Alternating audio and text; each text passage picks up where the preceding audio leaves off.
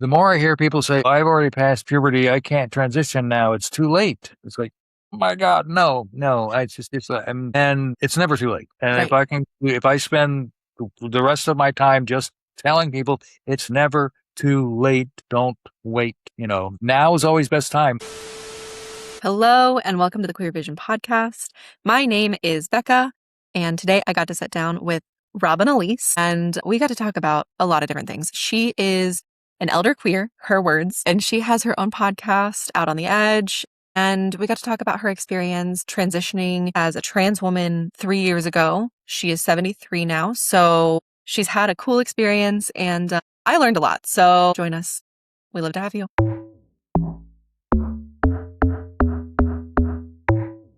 I'll ask you who you are, and then you just tell us your name, your pronouns, and a little bit about you. Hello, I'm Robin Elise Hamilton, she, her, hers. I'm still getting used to that because I only came out 3 years ago, right before my 70th birthday. And now I've just had my 73rd birthday. So there's a lot going on, a lot to process. And it's the more I hear people say, I've already passed puberty, I can't transition now, it's too late. It's like, oh my God, no.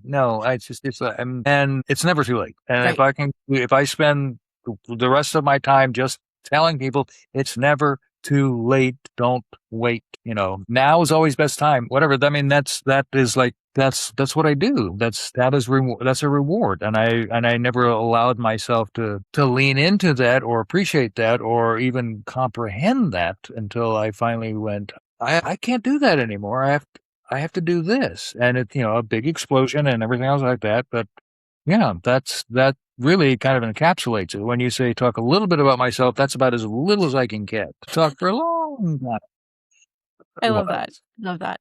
So you transitioned, or you started your transition 3 years ago. Huh? What was the process of figuring out that you wanted to transition later in life? What was that like? I'm trying to think of a really short version of this. I realized I never thought of myself as either a boy or a girl for the first 6, 7, 8 years of my life. It was just like, oh, my friends were girls, my friends were boys. I played with both Mhm. of them. It was just like, I never thought about one way or the other. And then around third, fourth grade, girls and boys started segregating themselves by gender, perceived sex. And the girls thought of me as a boy and didn't want me, I couldn't hang out with them anymore. And I had no interest in hanging out with the boys. So I just kind of turned into this bookworm that the teachers were all really freaked out about because I was so isolated. And I thought, I could turn into a sociopath because I didn't hang around with people. It's like, no, I just, so I didn't know what was going on, but I knew I wasn't a boy. Yeah.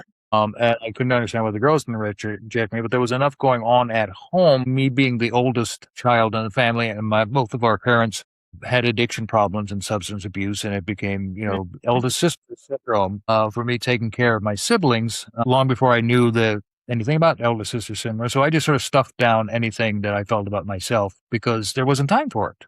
I couldn't, Right. I'll deal with me later because I have to save me from my parents. I have to save my siblings from my parents. I have to save my parents from my parents. And that became all consuming. So then when I got out of that toxic situation, when I graduated high school and went off to college, I immediately started to try to get some stability in my life. And so I wound up, not by design, but just by happenstance, I married my first wife, and I got married when I was 19, trying to have that stable home life with very Mhm. defined gender roles and everything. And this was Mississippi in the early 70s. And so we were hippies. So it was a little looser. It was a little ambiguous. It was, okay, it didn't follow that, but it wasn't a solid marriage. And by the time I got Mhm. to grad school, my wife realized that this was, this was nice while it lasted, but it had no future. Mhm. And Christmas morning, she said, I think we should split up. And I went, always hated Christmas. Yes, let's, and so we separated and wound up getting divorced. And so all of a sudden in my early 20s, I'm no longer dealing with all the stuff that I had used as a shield, as a closet, basically, so that Mhm. I could confront my identity problem. So I actually started looking at in the early mid 70s, what constituted transsexualism. I mean, is that what I am? Is that why I have these feelings? Is that why and I was never attracted to men. So that was like, I wasn't an effeminate man. effeminate man. I wasn't Mhm. dealing with my own repressed homosexuality and sexuality. And yet I just think, no, I was interested in women. I liked women. I preferred women. And that ran afoul of all the gatekeeping in the early 70s. Harry Right. Benjamin standards, the WPATF gatekeeping, everything was very strict about you could not be diagnosed with transsexualism unless you had successfully lived in the target gender, and by that social transition and economic transition, you're making your living as the target gender for 2 or 3 years. You could not be involved in a heterosexual relationship prior to transition because that would turn into a homosexual relationship afterwards, and they couldn't do that. They couldn't be accused of creating homosexuals. So I would have had to swear to them that I was going to be heterosexual after I transitioned. And I went, Which wouldn't have worked because you weren't into men.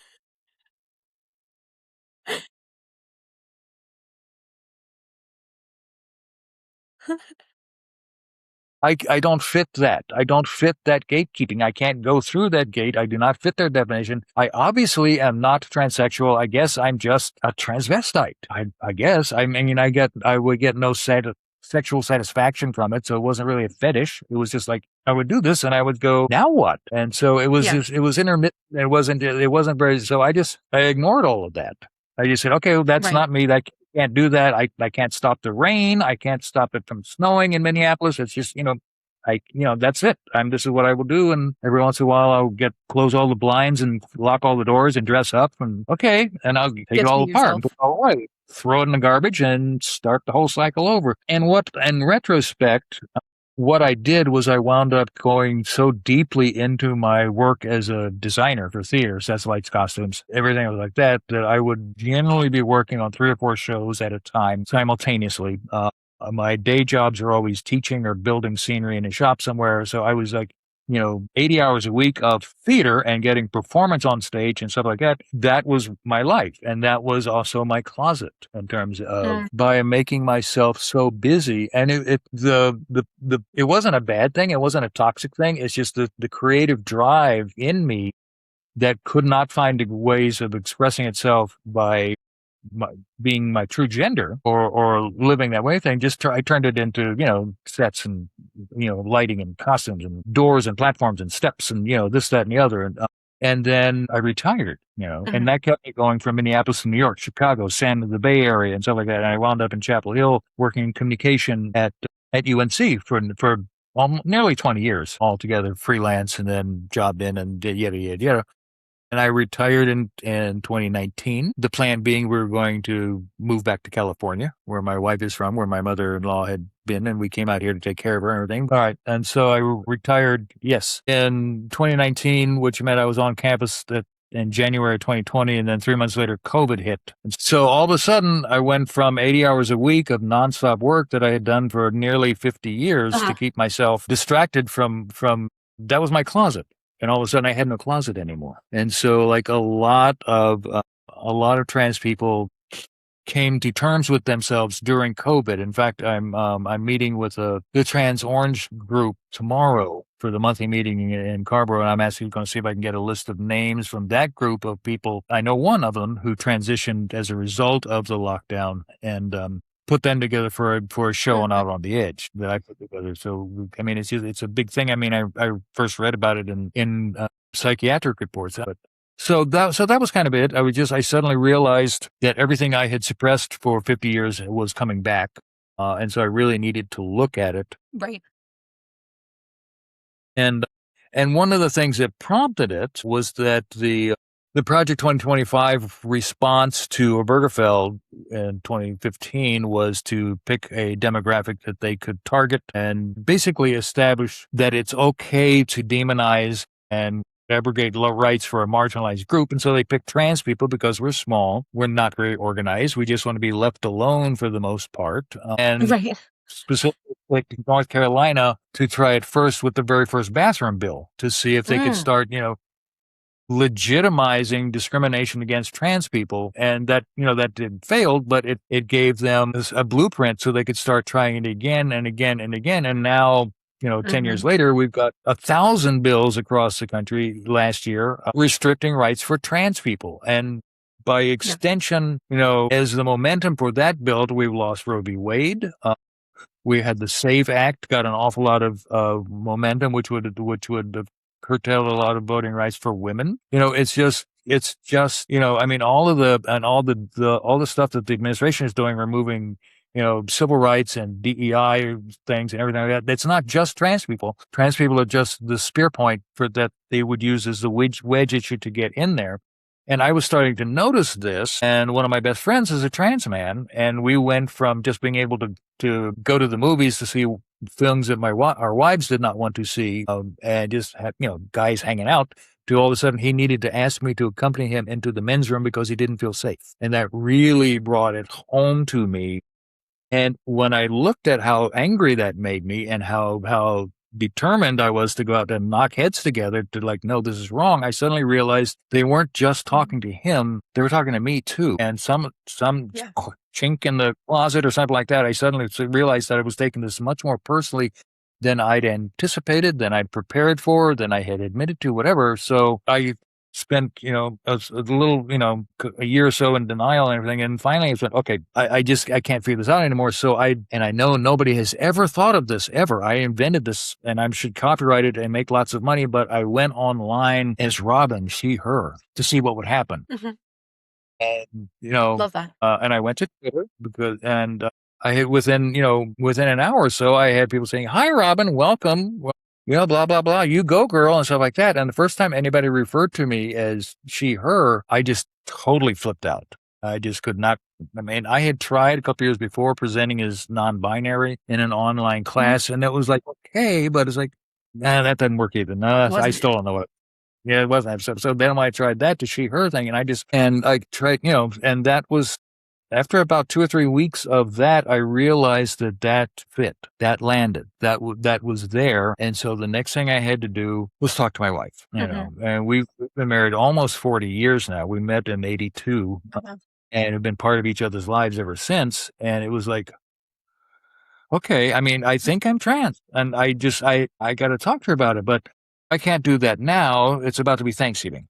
I'll do it next month. Right. Oh, I can't do that now. It's about to be Christmas. Wait, no, Valentine's Day. That'd be a terrible time to go. Oh, and then our wedding anniversary. And it's like, I was so panicked about what this was going to do to her, to me, to us, that I found, and finally it was like, okay, it's 2 weeks before my 70th birthday. I have to do this now. And I said, we have to talk. And she went, oh no. Because of course, we didn't ever do that. And to be honest, and this is another idea I'm sure I had that nobody else ever did, is like, okay, this is going to be fine. I'll tell her I'm trans, and if she doesn't like it, I'll just go back in the closet and I won't be trans anymore. Definitely nobody has ever done that before. Nobody's ever done that before. And it was just when I realized that was what I had done, that I had decided that was going to be the thing that was going to work, and eventually told my wife about it, she just went, oh, God. No. Because I mean, it was a big deal. It was yeah. She was completely shocked, and just go boom, boom, boom, boom, boom, and we've been working on it constantly for 3 years, and now I overhear her talking to a contractor or somebody online about getting in touch with us for some work on that sort of thing, and she refers to me with she, her pronouns just automatically, and when we're in conversation with our best friend, it's like, and it was just like, and it's gone from what? How can you? No, wait, huh? What? Which we were both doing. I mean, I'm not saying, she has worked really, really hard, and I have been so fortunate that she has allowed herself to explore what's going on and allowed me to self-explore, and it's been 3 years and we're still together. We're still working on things. I'm still not sure exactly how it all kind of falls out in the long run, but yeah, that's, I don't know. I don't want to say that I could not have done it without her, but I would be really bad to not acknowledge how much her support has helped me with this transition. Right. So that a year or so into it, when my friend Judy told me about this radio show she was putting together with queer and elder people, and they needed a lesbian. They had lesbians. They needed a trans woman in there. I went, that's me. Yeah, okay, fine. So that's where that is, and that has also been a really significant part of the transition. In that being in that position and coming up with a weekly, content creation for the radio station in Carrboro, and we were meeting all these people. I mean, this is, Yeah, that's you how we got met. and we brought you in for a radio show, and now I'm here, and I know Judy was here with you last week or so for an Mhm. interview, and it's just like, and it's, and I have talked to Becca from Trans Orange, and I've also mentioned you to Gracie Rogers, who's in Goldsboro with the Carolina Gay Pride Alumni Association. Is on the board over there and stuff like that. So there's, Mhm. it's just, the more of this, and it's just, it's phenomenal. And I feel I'm not doing 80 hours of work every week. I'm doing a lot, but what I'm doing is as rewarding, if not more rewarding. And Good. I'm right now, this minute, I'm working on a special episode for our show. We're starting to do themed mixtapes and everything, and I'm putting together an hour's worth of protest songs for the Mhm. semi-quincentennial show. And I've already started Mm, working women's songs to celebrate the ratification of the 19th Amendment, which comes up in August. I've already started putting stuff together for a Juneteenth show next year. We're working on Veterans Day and National Coming Out Day for later this year. So it's just this whole level of activism that, having the advantage of being retired, mm. I have that kind of time that I can do that. And again, another advantage, this may or may not come up. I mean, this is part of it, but some of the advantages of not coming out until I was this age, Mhm. I didn't have to come out to my parents. My parents were all dead, both dead. I retired, so I didn't have to come out at work. I had my siblings to come out to, which was as terrifying, almost as terrifying, at least, as coming out to my wife. And they were all fine, and they live in deeply red states that I can't go visit them. But they were like, oh, cool. Yeah. Like I said, my sister, I'm taking her to New York so we can go to march in the parade. And my good friends, a couple of them said, oh, well, that explains that. Like, what do you mean? So I felt, now I can use my hands when I talk. And I said, Robin, you've always used your hands when you talk. I said, I do. Yeah. So it's just, I mean, I had a lot of a lot of the hurdles that younger people have to go through, and that can be really daunting. And experiences those with rejection from family and friends and spouses, and partnerships, and all that kind of stuff.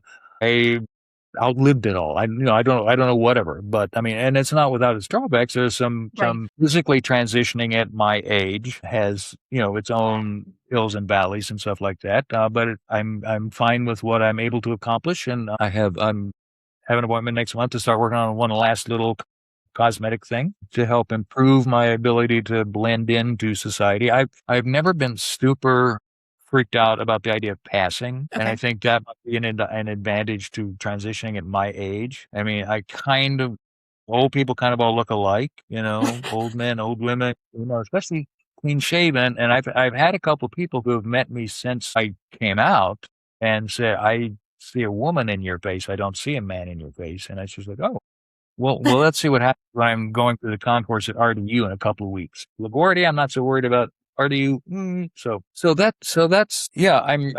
I don't regret not transitioning earlier. That's probably the big thing, because that would be all I would do is just beat myself up about it. There's nothing I can do to transition earlier than I did. So Mhm. the advantages of transitioning at this age are advantages, and the Yeah. shuffling things, I just, that, that's not something I'm going to let myself worry about. Mhm. I started writing poetry again, which I haven't done since high school. I published a book last year. I had a chapbook come out last year. Next weekend, I'm taking part in an online poetry retreat with Dress Press out of Louisville for the weekend. And that's I've been so busy with the radio show, I haven't been doing as much writing, but that's what I mentioned earlier about the creative drive, Mhm. being both an outlet and a shield. Now I can continue that creative drive and be a lot more expressive with it. These mixtapes things that I'm putting Mhm. together, I just like, I can do this. Wow, and it's just, and it's wonderful. So Yeah, that's amazing. It's amazing how that mental load of not being able to be yourself or trying to be somebody that is fitting somebody else's expectations, whatever you put on yourself or society puts on you, it's amazing how much that weighs you down, and it makes it harder to just be creative or have energy throughout the day or, yeah. write, which is crazy. Like, it's like, well, since you're stressed, shouldn't it be easier to write? No, Well, It's not. No, The answer is no, it's no. not. It's not. Yeah, I mean, Yeah. but that's, I mean, that's a big nutshell, but that's kind of me in a nutshell. I love that. And I love your story because like it's interesting hearing you talk. Sometimes like okay, so I'm bi, but I don't like leaving my house. So like I feel like I'm sometimes more on like the outside of the queer experience because I don't go to the parties and I don't go to like a lot of the things that like people my age. Yeah. And like I know there are dinners and stuff like that too, but I'm like I like spending dinners with my partner, you know? Like so I'm like I feel like I'm a little bit more on the outside, which is fair, whatever. I feel like that's a more internalized feeling. But sometimes I'm looking and I'm watching these people and I'm like, yes, I think that labels are important because they can help you see somebody else that is going through the same experiences. But I think sometimes, even in the queer community, there is such a hyperfixation on the definition of the label that it Yeah. does definitely hinder people. And I know obviously it's gotten better because like we don't have other people defining what it is to be queer or what it is to be whatever your identity is. But I think like hearing you, well, the reason I'm not trans is because I don't fit this definition. Well, I feel like hearing that, I'm like, we need to not do that to people now. Like, if Oh, your definition of trans is different than that person's definition of trans, it's okay. You can both yeah. still be trans. No, Like you still just find your group of people that supports who you are. And if you find out later, hey, actually, you know what? I don't think I'm bi. I think I'm pan or, you know, whatever the case may be. Okay, that's fine. But I think that's where like sometimes I think we're searching for identity to feel like we can be ourselves and to find who we are. And instead, we find a wall saying, no, no, no, this is another place you don't belong. And I think we need yeah. to not do that. No, and no, Yeah. absolutely, and that's one of the things, given my advanced age, that no, that's a key part of my being able to realize that I'm transgender because of what.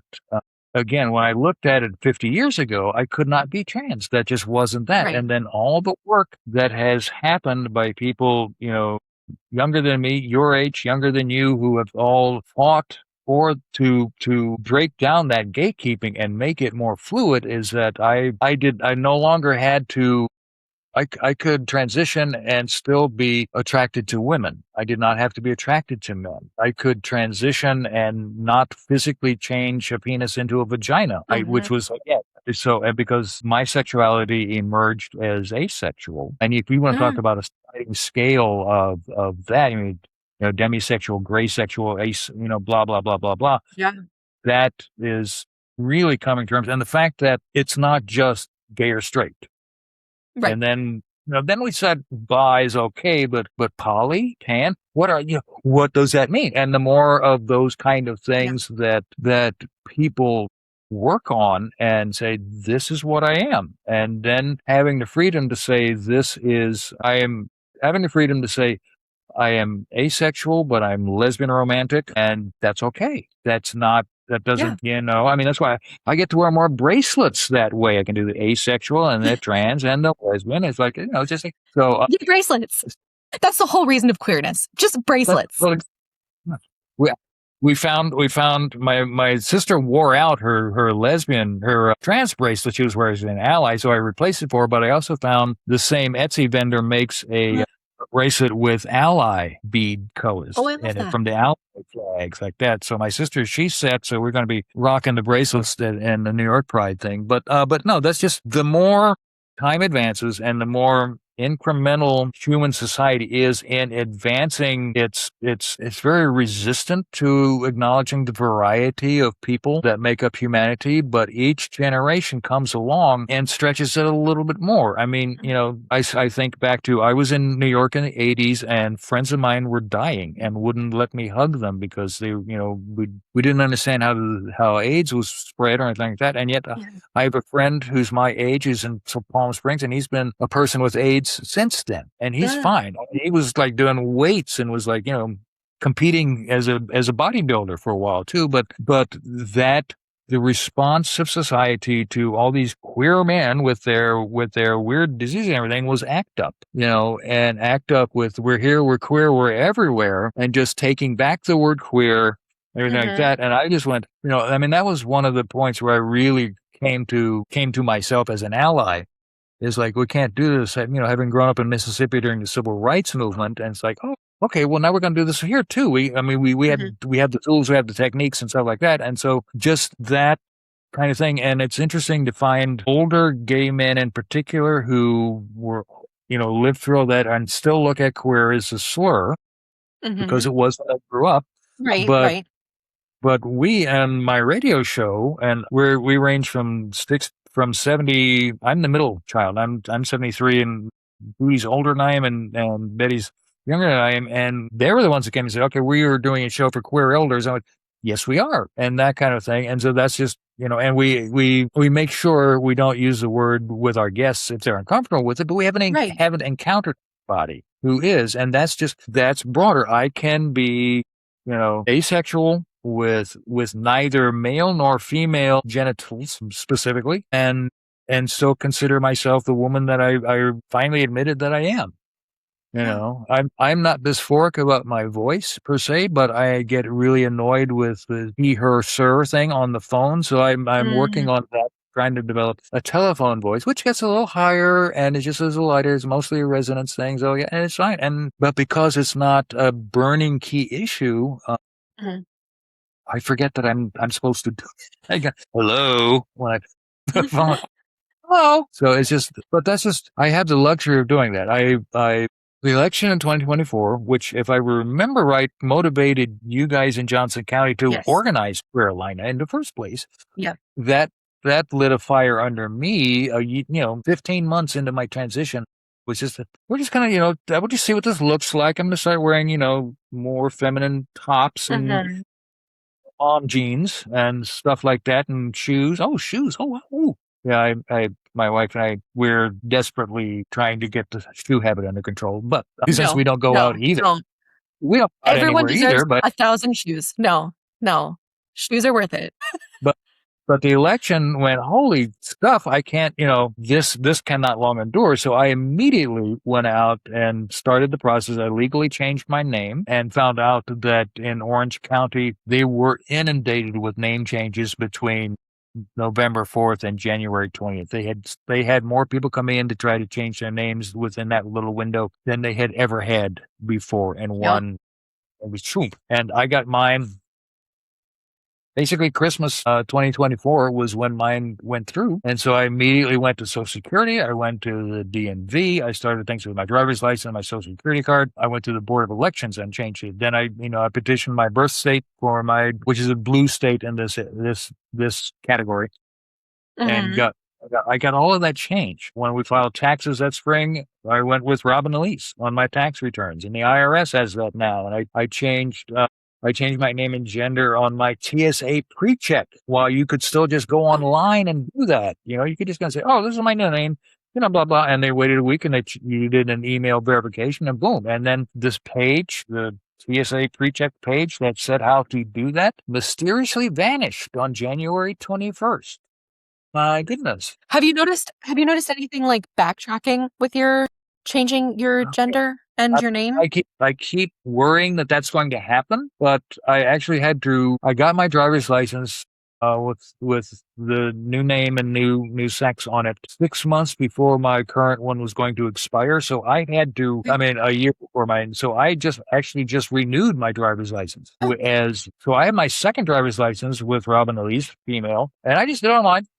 Boom, boom, boom. I'll worry about changing the photo later, but I'm not, mhm. and it was in a few days, boom, it came back. It took, because I managed to get my Social Security changed before the 20th, Medicare and Social Security had to basically follow up on that. It took a while for it to filter through, but even though those guys were in power, all of that changed. All of that was able to, which then allowed me to go in and change all my insurance carriers. Mhm. So they would match the name and stuff like that, and that took almost all of 2025, because then he started doing some surgeries in there too, some hair removal and some bottom Right. surgery and all that sort of stuff. Just again, as they started to curtail gender affirming care for adults too. I mean, we got to save the children, but let's not let adults have it either. And so all I managed to get all of that done by the time I hit the 2 year mark on my hormone therapy. I had basically, so I mean, one of the age things is that the being on estrogen for a couple of years now, there's only so much, feminization that's going to happen to my body with that. So now I'm Right. looking at ways to sort of to augment that a little bit. So again, people seeing me walk down the street don't see a potato or a fava bean. They actually see, oh, well, that's a female figure. That's a silhouette that looks like a female. So I'm not going to think about it anymore. And that's really all I'm trying to achieve. And again, my wife has been with me all along and has like, okay, all right, and okay, and understands the safety issues of Hmm. as through the world. I had originally planned to try and go once I had my passport, which I was only able to get because of that teeny little window with the court decision because the State Department said, no, we can't change any of that sort of stuff. And I was like, and then, oh, wait, no, you have to change it for this. Got my stuff in, and then, oh, wait, no, you don't, blah, blah, blah. You don't get to do that anymore. I just like, so I had my passport. It was like, and I actually got my passport the same month I had my bottom surgery, which is sort of like an amazing. The gods are in my favor. Something like that. But I said, well, what can I do what can I do with my passport? I know I'll go to Scotland and see where the Hamiltons came from. They came from Hamilton, Scotland, and I've never been. There's a Castle Hamilton. I said, I'll do that. And I have so many trans friends online who are in the UK. And I said, oh, this is going to be so cool. And then everybody said, the USA hates trans people as much, if not more, than the UK hates trans people. You really think you're going to go over there traveling alone as a trans woman for the first time you've ever gone outside and you're going to get back in the United States? Oh, maybe Yeah. that's not a good idea. So it turned Right. into a much better idea. And it was one of those rough first drafts that you'd look back at later and go, that sucked. Why did I even think that was no? So instead I'm taking my sister to New York for a theater week and Pride. And it was like, I should have thought of that first. But anyway, that's just part of having moved into this next phase, which most people would have done before surgeries, but I'm doing it now because now we can actually. I went to see my my voice therapist a couple of weeks ago, and it was the first time that I went out in public wearing a dress Oh, as Robin. All this, and nobody died, including me. And I said, "Oh wow, you look really great." So I'm gonna do it again tomorrow when I go to Trans Orange, and we're like, "Okay, well, I'll go there, and I'll be, in a group of trans people. yeah. I will be fine there." But then it's like, I'll walk up to Carmel and meet you at the jewelry store and look at rings, and then we'll go off to our favorite restaurant in Durham for dinner. And it's like, oh, I can do that. Yeah, fine. So and we'll see. But I'm just now at that point. I know a lot of trans people socially transition first, and Hmm. so they present as female, as femme. And female masculine is such a sliding scale anyway. No, trans It really masculine is. and It really demi is. boy, all sorts of, which I think is wonderful. As confusing it as Hmm. it is for some who are just locked into a binary because their brains are too small. I just think that's absolutely wonderful. And it's great and everything. So I am finding that look, and now I'm at a point where I can start to explore it when most people do that before they get into even hormone therapy. They just Hmm. because so I don't I'm too old to worry about passing unless I get into a situation where it becomes dangerous. Right. Which what's a safe restroom to use? I still get very very anxious about using ladies' rooms. And I have used them, and somebody else has been in another stall, and then they leave, or somebody comes into a stall. I haven't seen any strangers. I haven't interacted with that. I've been very lucky that way, but I always am looking for gender neutral restrooms. Mm. Couple of times. A friend's gone with me, or a friend was there. Blah, blah, blah. So that's a big thing, and that is probably the scary thing about transition that I'm still dealing with. It's just that kind of anxiety, which it kind of gets into a little bit more top surgery kind of approach to things. So I'm a little less obvious, and the voice training too. So it's an experience, but I feel so prepared with the work that I've done already. I'm looking forward to it. I'm not freaking out about it. I'm still going to go to New York. I'm still going to try and I'm still sure I have to deal with the ladies from at one of the airports. So, so I'm glad we're Yeah. getting this on the record now, Becca, in case this is the last public utterance I ever make in the world. Stop. Don't put that on me. Don't put that responsibility on me. You're not allowed. It's an advantage. It's a blessing. Look at this treat. No, I'm I have always been someone No, I who never been able to read the room and tries to deflect pain with humor. And the combination of those is not always a no, good one.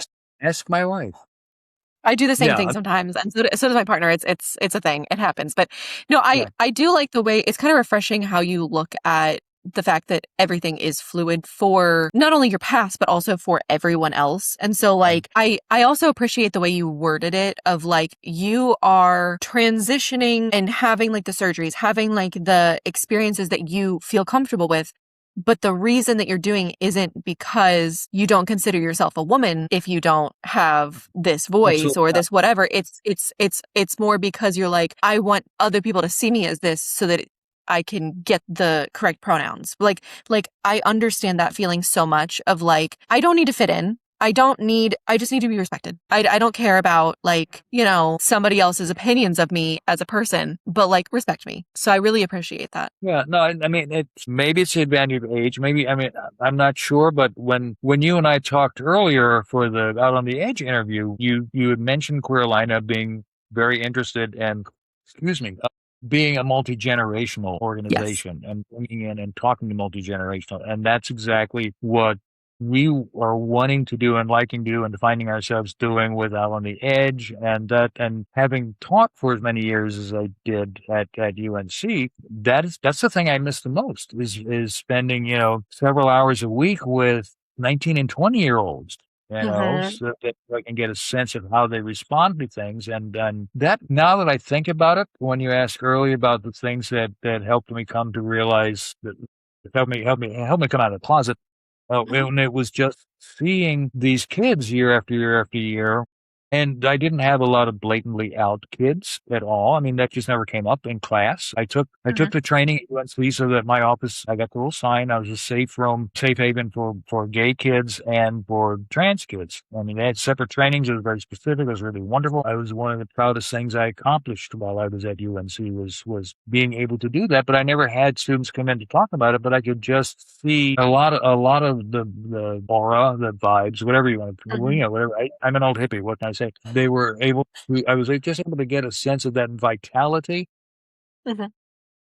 and that freshness and that openness to each other that Mm-hmm. my own experience growing up in a very segregated racist society when they started integrating the schools while I was there, what they did in my district, which was considered very woke at the time, was rather than just arbitrarily shift, you know draw a line on a map, and these kids are all going to go to this school, and these kids are going to go to that school. They took the white high school and the black high school, and they designated them as learning centers and focused on the hard sciences at one and the humanities at the other. And so we would bus all the students back and forth. So we all took history at one school for Mm-hmm. the way they had the class pattern set up. And then the next term, we all took, sociology or civics or whatever Mm-hmm. over here at the other high school. And so we were all back and forth. And we thought, man, these adults are stupid people. Look how much Yeah. time we're spending on the bus.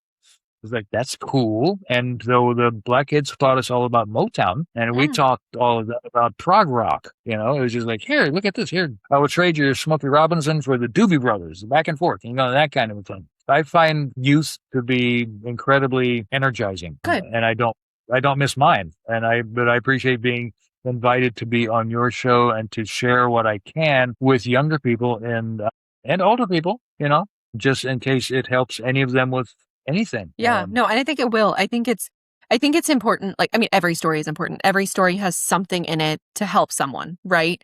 But I Yeah, think especially hearing, okay, all the things that you've been through. I mean, you've only shared like a snippet of your life, right? Like you just talked about yeah, segregation for like 2 minutes, right? But like that's a thing that you yeah. experienced, right? And so it's like seeing that these things happened during the lifetime of somebody that we can actively talk to kind of helps, at least it helps me feel a little bit better about where we're going, because sometimes it is very easy to get in your head and be like, everything's going to shit and nothing's going to get better. And it's going to be 500 years before anything, like before people have rights or because, that stuff. And so it's like, wait a minute, but actually, I mean, things aren't perfect, but they are way better than they were Yeah, no, 50, there's 60 years ago. and that's because putting together this protest song mix that I've been working on immediately that I mentioned earlier. I went back to the 19th century to get some anti-abolitionist songs, and most of them are going to Mm-hmm. wind up in the June books. But still, so I've been looking at that all the way up to I don't know if you know Jesse Wells. He is phenomenal. He's a just YouTube Jesse Wells. Okay. He does protest songs. He's like a Dylan, literally. I mean, his lyrics are that good. He's a Dylan for 2020s. And he just did this impromptu concert in Washington Square Park in New York the other day. And it was just like, he's just, in the same way that Springsteen does Streets of Minneapolis, or there's Philadelphia for during the AIDS thing. And there are artists who rise to address the social situation in every generation, every generation throws a hero up the pop chart. Yes, indeed. And because things go to shit in cycles and we Mm-hmm. respond to it in cycles.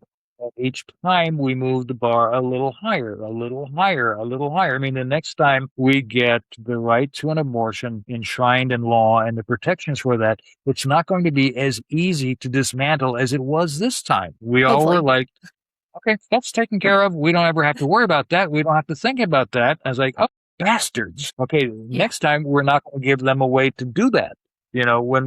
When we get it, and it's not always one step forward, two steps back, even though it seems like that. But yeah, I can see a lot of the headway we made in the '60s with the civil rights movement, and then Black Lives Matter comes along, and people use that as an excuse to undo all of that work. Mm-hmm. All the stuff that ACT UP did in the '80s and '90s, moving rights forward, people are now saying, "Oh, well, trans people ask too much, so we have to take that all away from you now." It's like, Yeah. and just people respond in fear. And my own personal theory is that we are seeing technology change so much now. The rate of change in technology is very destabilizing for a lot of people. I That's mean, fair. look at the debates we have about AI and what is okay with AI and what's not going to happen. And look at the way our brains function because we're so used to using search engines that narrow Yeah. the field. I mean, the algorithm does a very narrow thing. And whereas when I was in high school, my favorite book was the Unabridged Dictionary because it was like, this big. And I would just sit there and I would be just looking for a word. And I would, out of the corner of my eye, I see something totally unrelated, but it would just open Mm-hmm. up a whole new world because I wasn't focused on just this little viewfinder thing. It was all there, but people's brains don't function like that anymore. We get Right. I'm not saying that it's a bad change or that it's never going to go back to it, but it's But it's a something that change. it's changed, and so we have to figure out how we're going to survive, how we're going to make the world a better place. As our tools change, what we produce with those tools is going to also change. Yeah. You know, No, I you agree with yeah, that. And you and, said something in this about fear, and it reminded me about you talking earlier about your anger of like part of the reason that you realized that you were trans was because you got so angry about like an experience that your friend who was trans was having, right? And yeah, that actually makes me think to something we've talked about a few different times. I don't know if it was on the podcast or if it was just in person, but like, I feel like I've had this conversation with multiple people about like the people who are, for lack of better words, against us, who are attacking us, who are so enraged by literally anything queer. I have a feeling that it's because they feel a connection in some way and they're uncomfortable with it and it scares them. And I think a lot of people who are so against the bathroom bill, it has nothing, or not against the bathroom bill, against bathrooms and people being in them, no matter what their gender is, who are so for this bathroom bill. I think a lot of that is because they are uncomfortable for some reason, whether it's because they're uncomfortable in their body or because they've been through something where it's like, that's just because you're afraid of it. And why are you obsessing over it? You don't need to obsess over it. If you're obsessing over it, it shows me that you have some reason to obsess over it. Does it mean you are attracted to these people? And so it scares you that you're attracted to them? Does it feel like maybe you wish you could be like that and you know that you wouldn't be accepted and so that scares you and makes you mad and so you want to lash out? What is the reason here? But I think people need to do that introspection, and I really enjoyed that you did that introspection for yourself of like, why am I so angry about this? Is it just because I'm angry for my friends and for the people around me, or is it personal? And you did step back and say it is personal. What does it mean for it to be personal? And yeah, I think that's something that like people are missing very much so. Like even just in take out gender, take out anything to do with queerness. When you're having a conversation with somebody and you get angry or frustrated or sad or whatever, like stepping back and being able to say, why did that make me so mad? Was it because what they said was disrespectful? Was it because of whatever? Or was it because I had a feeling inside of myself that I am insecure about and that hit that moment, and now I have to lash out. So like, Yeah. I think that was, I don't know. I just wanted to go back to that because that was a very, very important part of your story. I think the unexamined life is one of the saddest things I think I can imagine about another human being. It's the same way there are stats, and this just sticks in my head, that the majority of people in the United States, in particular, I probably maybe global, grow up, live, and die within 50 miles of where they were born. Yeah. And I'm just Oh, I wow. What? So I Yeah. mean, you made me think that I've always one of my defaults has always been, and this is my mother taught me I wasn't special, so I was always able to say, oh, my anger is not that special, my sadness is not that special, my joy is not Mm, that special. Everybody else's must be better. And a very rational thing is that, as horrific as it was growing up in my house with a violent drunk and a passive aggressive drunk who let her do whatever she wanted, was I don't know how to do anger. yeah. I never understood that. And I had so much anger built up in me because I repressed all my anger at my parents for failing as parents, and then trying to balance that with realizing that they had a medical addiction and it was beyond there. They didn't have any control over that or anything Yeah. like that. And so a lot of self-reflection, a lot of self-examination is what do I do with this anger? Yeah. Because there was so much of it. Yeah. And I found some good therapists along the way, just, sit and talk. I was always, because of my parents' addiction issues, I was never, ever open to the idea of taking antidepressants or no anxiety drugs. Mm, Because I mm, tolerate the idea of being on any kind of medication like that for life. And yet here I am after my heart attack, I am now on heart meds for the past yeah. 25 years and will be the rest of my life. And it's like, all right, no justice. But no, but I think that's a lot of the points you were just hitting there. It's a well-known fact. Well, I don't know how widely known, but it's a well-established fact that in the reddest states of trans women porn is the most popular thing on Pornhub or any of those things like that. The deeper the red Really? states, the more hits you get on and stuff like that. And so, there's a lot of debate right now, is that very specifically the point you raised, that transphobic men argue that trans women cannot be women because sleeping with them makes you gay, and they're not gay. They really don't understand the concept. And I will tell two or three of them this before I block them, and usually I just block them all anyways. Like, you are not attracted to a person's sex because unless you are living in a nudist colony, you cannot see a person's sex. You are attracted to That's fair. their gender patient, which is not even their gender. Yep. It's the way they present. And if you are attracted to someone who looks like that was a process I went through too. When I started spending more time interacting with trans women, it was who had no interest in bottom surgery. That was one of the Mm-hmm. more free things, because I was like, I went into this saying, I don't need bottom surgery. I can get bottom surgery and I don't have to have that. I can do this. Oh, well, I want that. Just things evolve, but I never sexually interested in men. I still am not. But the fact that I see a woman, I am still can be attracted to her, whatever she has had bottom surgery or not. That Yeah. doesn't affect me at all. Because I mean, it's that my asexuality is very safe that way. Is that, well, I'm not interested in sex with anybody, any reason, but it's like I can have huge crushes on women who have penises as much as I can have huge crushes on women who don't. And it's like, Yeah. that doesn't make any difference whatsoever. And yet there are a lot of people, a lot of militant transphobic gender critical lesbians and gay men the trans people are ruining this for us because they're erasing homosexuality, they're erasing sex, and they think lesbians can have penises, or they can think men can have vaginas. It's like, yeah, Yeah. so if you're attracted to a man and you get to the point where you need to see or find out about his genitals, nothing has happened. You haven't had sex. You say, oh, I didn't read the signals right. I'm not interested. Thanks. Bye. You look cute, but not for me. I mean, that's all it is. And the same thing. And Yeah. now with all this nonsense going and starting in the UK and spreading this, that if non-disclosure of a trans person constitutes rape by deception, and people are going to jail for that. And it's like, yeah, that's this is so much. And but it all comes down to what you're saying about they are attracted to people, and then when they feel deceived by subterfuge or trans people not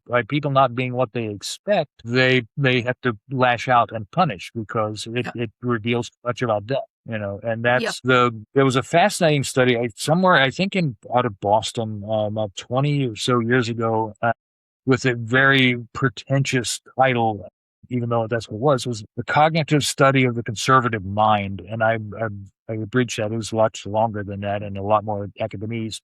But it basically analyzed the cognition processes of what constitutes a conservative mind. People who tended to be more conservative tend to think this way, and these parts of the brain are activated, yada, yada, yada. And again, a well-established fact is that the fear center, the amygdala, whatever that part in the brain is larger and more complex in conservatives. They have a much greater the synapses to their fight or flight pathways are a lot shorter and quicker than the non-conservative, the liberal mind. So they have to have an authority figure.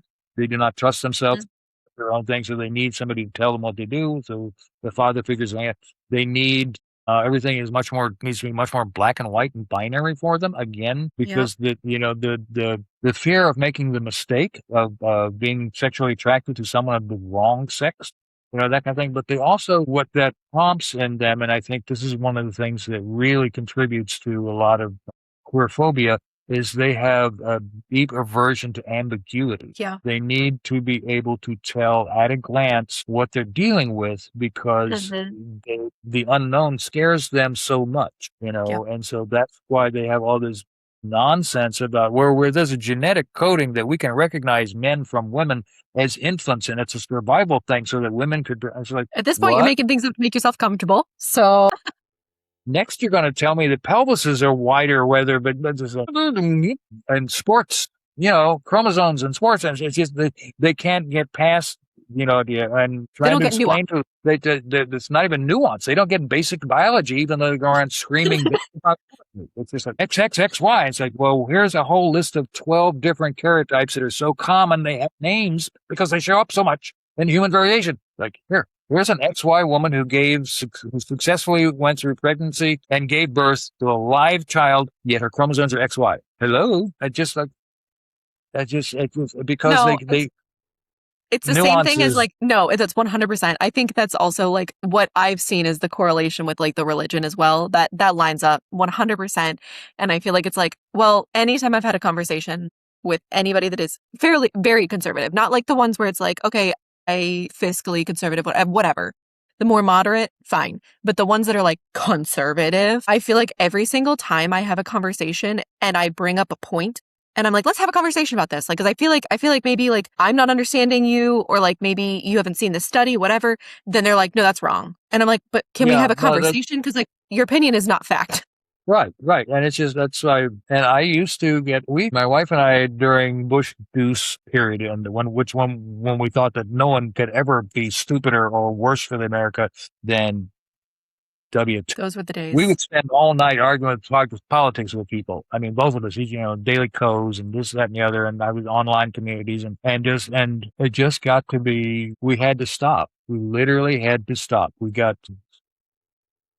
The way we channeled that was in 2006, God, 20 years ago now.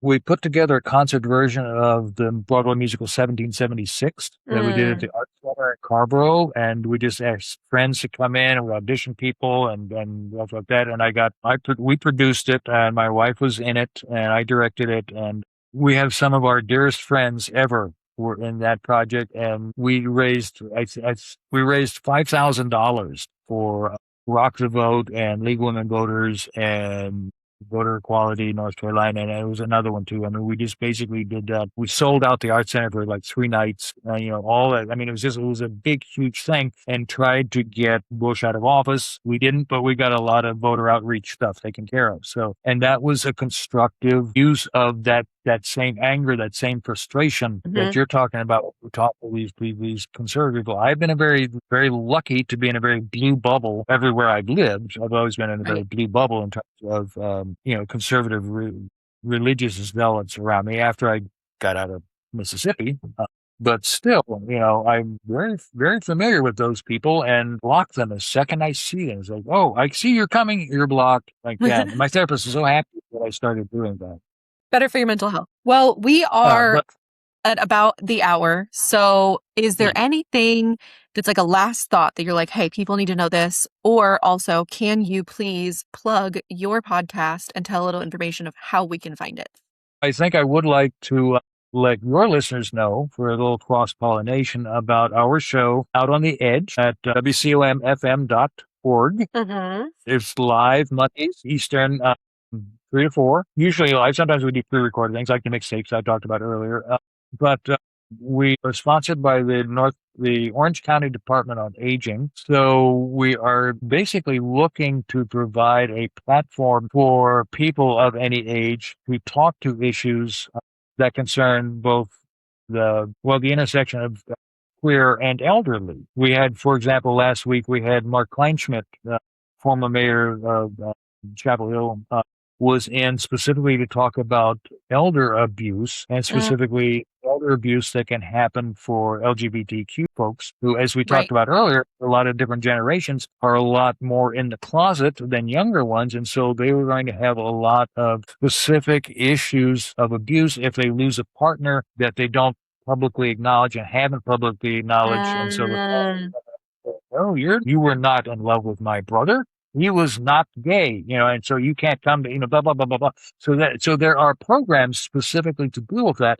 And that's the kind of thing we try to get into in our shows, to bring people in to let our audience know about that. We brought you in to talk about Queer Alliance so we could get, other people know about that organization, or Trans Orange, or a lot of the groups that are re-emerging slowly, but finally re-emerging post all the COVID lockdown, when all the groups went out of existence and people said, we're woke, we don't need these organizations anymore. So yeah, and so the more we can talk to each other and let each other know about each other, the sooner we're going to get rid of that cage match thing on the White House lawn and get that torn down. Yeah. How can people sign up for your interviews? We don't have a specific sign up yet, but they can email us. Thank you. That's exactly right. You email us at outontheedgeradio@gmail.com. Perfect. We actually have, that's how you got in touch with us, right? Yeah. Somebody else connected us, though. It was Nikki. Yeah, Nikki reached out for that. And I'm in the process of setting up a meeting in July with I believe, the African-American queer broadcaster who got in touch with us and said, hey, if you ever need a subject, and I think, wait, I want to know your story. Then we'll figure that part out. So that's coming next month. And we have this coming Monday, we're talking to the folks who are behind the Carrboro Pride Festival who got in touch with us. So we've been on the air for about 9-10 months. And we're slowly, just the past few months, starting to get people to hear about us, to come in and start and get in touch with us. And it's like, this is great, So, and the more we're very excited about it. And for a bunch of old ladies who are supposedly retired, we seem to be doing an awful lot. Yep. I've learned from my parents that retirement is busier than work. That's an entire another show. Yeah, no, I mean, one of my friends I'm bringing in to specifically, I just the fumbled Zoom that went earlier this week that didn't go anywhere. I'm going to get him back. He's a friend of mine. He was actually my boss in San Jose 25 years ago, and he has since retired. And he's completely reinvented. He's not gay, or he's an ally. But he's gone from working in government for decades to becoming a jazz pianist. That kind of transition and that getting in touch with himself and everything. As soon as we reconnected, he was in town for his 50th high school reunion out of Raleigh, and he got in touch with me, and I went, Tom, hey, we haven't spoken in a while. I have some news for you and trans. Okay, cool. And everything. And that went, okay, jazz pianist, that's cool. You're going to be on my show. And so, it just, that's where this happens. I can't, this is kind of stuff like that. And also, while I'm here, I haven't sent you some, but I will Mhm. be sending you some of my writing for your magazine. By the way, I haven't sat down and picked it out yet because I've been busy with all this other stuff. But yeah, I'm It's really looking okay. forward to that. You can send more than one. You can send them all. I will do that. And when you decide you want to publish your first full length collection by a trans poet, I'm your girl. I'm right there. We will, but no, that's just because I want to return the shout out to you with all the work you are doing as young as you are with your live events, your magazine, the podcast, everything else like that. It's like, I don't think I can catch up. Thank you. No, it's really wonderful to find you. I'm really glad Nikki got in touch with us and you and I, and boom, here we are. And who knows what's Yeah. next. Yeah, I'm so So, glad we got to cross pollinate, as you call it, because yeah. doing your podcast is a completely different vibe than this one, but at the same time, like I feel like we learned so much about each other both ways, and so this has been great. So thank you for sitting down. Oh, no. Thank you for inviting me.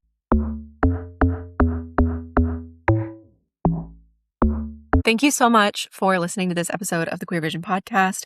Once again, my name is Becca, and I sat down today with Robin Elise. I really hope that you enjoyed this as much as I did. I truly love sitting down with our elder queers because I feel like I learn something every single time. So honestly, I feel like we only got to like this much of her life, but I feel like experiencing just a little bit of what she went through and how she's lived her life has enlightened me. So please go support her by listening to Out on the Edge, whether it's directly as it's playing or afterwards when it's just on the website. Please go support her, and honestly, send in an email. Go do an interview because you deserve it. And if you want to do an interview with us, you can go to queerlina.org. That's QUEEROLINA.org, and you can click on the Share Your Voice tab, or how to get involved tab, and then share your voice. Or you can contact us, whatever is easier for you. We have a lot of stuff there, though. You can find our magazine. The interviews, part of the interviews are all in the magazine. And we have Queer Lana TV now. We have all of our events. Just go check it out. Go check out our website and then get involved because why not? All right. Well, this was recorded in June, just so you know. So some of the things that she talked about are already recorded on her podcast. So go check them out now because they sound pretty cool. Anyway, have a really good day. And I love you. I'll see you next week.